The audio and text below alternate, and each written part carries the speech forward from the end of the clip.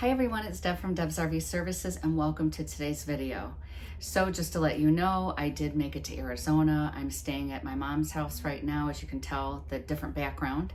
Everything's going okay here and I wanted to create this video for you. I had been thinking about this while I was traveling from Colorado to Arizona. I thought, oh my gosh, I need to create a video to talk about tips from the road because there's so many things that I do naturally and I don't think about it. But before I became an RVer, I would have loved to have tips like this to help me while I was traveling. So tip number one is about the generator. When I was traveling from Colorado to Arizona, I knew the temperatures here were going to be around 100 degrees. And sometimes when you're going into hot climates, you can run your front AC while you're driving, but it doesn't cool that back down. And the back area, if you are going to an RV park, you have to hook up and everything, and it's going to take a while for that to cool down. So what I like to do is I like to run my generator while I'm driving. And in case you didn't know, you can do that, whether it's a propane or gas generator. You can turn on that generator, you turn on your air conditioner, and you let it cool while you drive. It is such a wonderful feature for people that are going into hotter climates. So I thought I would put that as my number one tip because I loved being able to have my RV stay cool while I drove to my storage spot where I was keeping my RV, and I could just turn off my engine, pack all my belongings in the back and not sweat to death, and then I could turn off the generator and lock the door. So that's tip number one. Tip number two is about the travel speed. So when you are driving, and this has happened to me plenty of times, you have people that come up behind you and they're right up on your tail and they want you to drive faster. You can get the urge to almost go faster because you don't, if you're like me, I worry about other people. So I'm thinking, oh my gosh, I'm going too slow. I should try to go a little bit faster. But that's not really safe. So in an RV, you want to make sure that you are staying at an adequate speed limit so that you are safe on the road. I try to stay somewhere around 60 miles per hour. In some states, the speed limit is actually 10 miles per hour lower than the regular speed limit. But I'm comfortable driving around 60 to 65 miles per hour. And sometimes if I'm going on roads that have a lot of turns, I'm going even slower than that. So you need to go as slow as you need to feel safe. Don't worry so much about the other drivers. There are some things that you can do to avoid having people upset with you, honking and doing all that. Because I've had that too. I've had people flip me off. And it was one time I was going up a mountain, and I don't know if you've ever been on the 89A in Arizona going to Jerome. I had no idea what that road was. And I was going up to a campground up there, and the road is very steep and windy. Well, my motorhome won't go very fast anyway. It struggles with, pulling up the weight. So I think my speedometer was in like 25 or 30, I don't remember, but it was low. And this guy in a truck got so upset, he just sped on by me, honked and flipped me off. And I thought, dude, I'm not gonna go off the edge and, to my death because you're upset with me. Anyway, what you wanna do is if there are pullovers, which that's what I typically do, if I can pull over in one of those pullouts and let people pass me, if I have quite a few cars behind me and I can see that there are a few cars behind me and I go up to a pull off, I will pull over and allow people to pass me. I don't pass in my motorhome because it's hard to pass. So if I'm behind a slower person, which usually isn't the case, I don't pass because it's too hard for me to gain the momentum to go around them. But that's my situation in my motorhome. Some people have a big honking truck. They can get enough torque to get past the slow vehicle. But the other thing that you can do is when there is a passing lane, you make sure you stay to the right. And when I'm on a highway, I stay to the right. And when I am in a situation where it is time to pull over to allow people to pass, I always go in those lanes. And then other times when it's just a 2-lane road and you can see that the dotted lines are there so that people can pass you, they have that opportunity to pass you. So I just let people pass me, and I stay safe and I drive. I don't drive the speed limit. I drive a little bit under because sometimes the speed limit on the highways are 75, 80 miles per hour sometimes. I'm not driving that fast because if I ever had to stop that fast, oh my gosh, that would be a really scary situation, especially because I have an overhead and even though I try to secure those things over there, I could just imagine slamming on my brakes and all that stuff come flying off. It's just dangerous. I get to where I need to be and I am safe, I am fine, and I don't feel nervous driving. So that is tip number 2. Tip number 3 is all about the height of your RV. What you want to do is you want to measure the height of your RV or your travel trailer so that you know if you ever enter into an area where there is some type of bridge that gives you a height requirement, or don't go any higher than this or you'll crash into it, you know the height of your RV. I put mine in a sticker right up at the corner of my window. Now, when I first started RVing, I used to worry about this all the time, but I don't worry about it anymore. I've not been in a situation where I've had to worry that I'm not going to make it. I don't drive in the cities really with my motorhome. I may pass through areas that are city, but I'm not. Sometimes what it is it's those cities with those little bridges on those 2-lane roads that you might run across where you have a problem. And I'm sure there's plenty of RVers out there that can tell you times that they've experienced that situation. If you have a super high RV, you really want to be mindful of that. If you have an average truck type of RV like I have, I don't worry about it so much. So I typically stay on roads that when I travel that are 2-lane highways that truckers may go on because I want to find rest stops. So there's an app, Trucker Path, where you can find different rest stops and routes that you would use if you were a trucker. I don't always want to be in the same area as a trucker, but I know that there are places that I can rest overnight, so I'm always looking at those places. Or I just stay on the main highways when I'm traveling, and then I don't have to worry about it so much.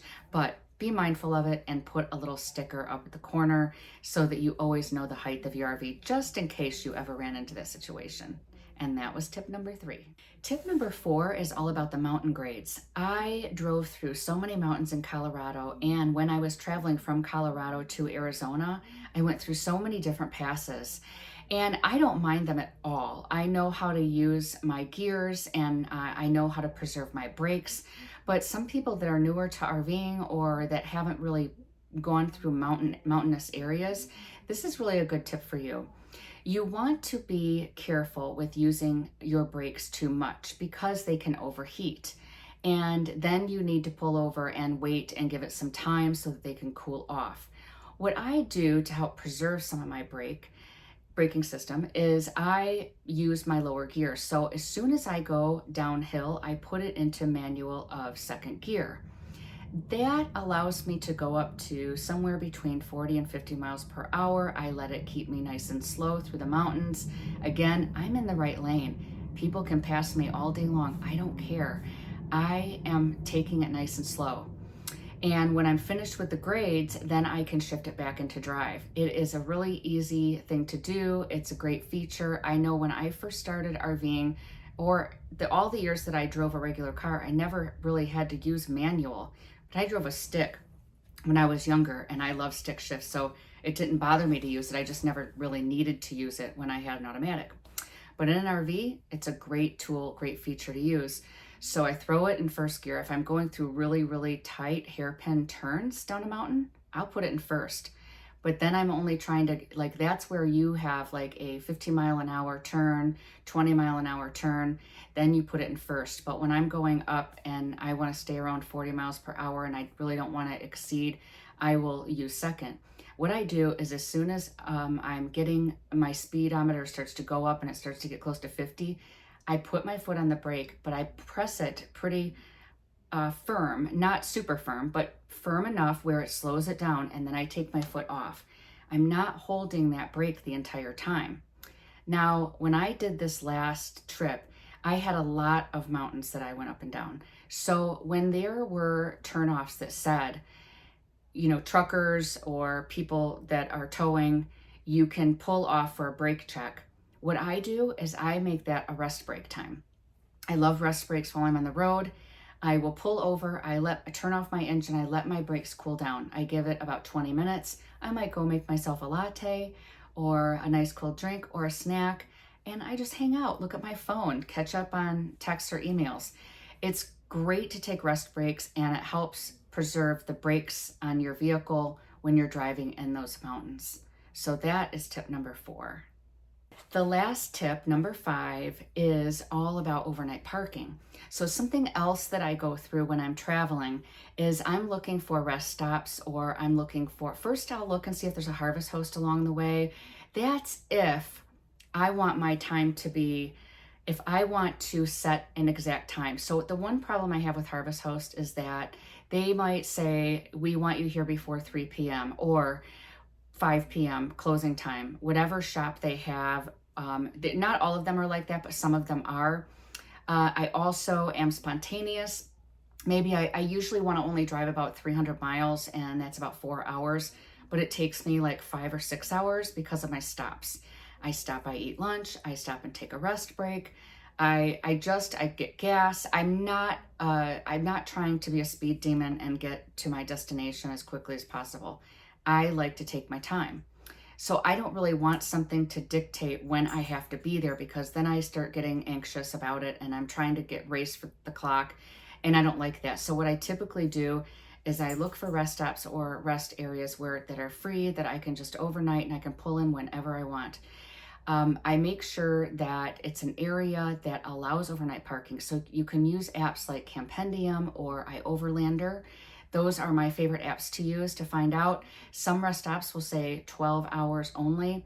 Colorado is notoriously famous for having rest stops that say no camping. Now, I have stayed at some of these rest stops because I'm not camping, I'm just overnight parking. I'm only staying there from the time I pull in at night until the morning, and then I get up and I leave. I haven't had any problems there. I've run into rest stops where it says 12 hours.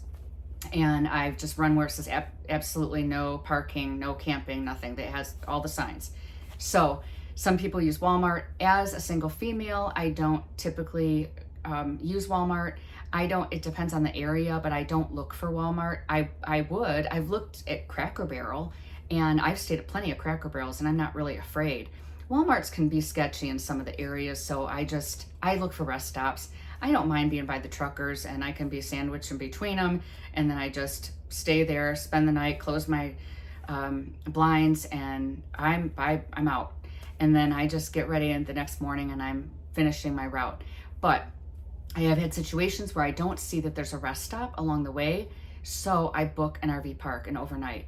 And I feel really safe doing that. So it's really up to you. I don't typically go into boondocking areas where like BLM land, and because I don't know yet if that's going to be way off the highway, like 20 minutes, and then I'm going to have to drive back to get going the next day.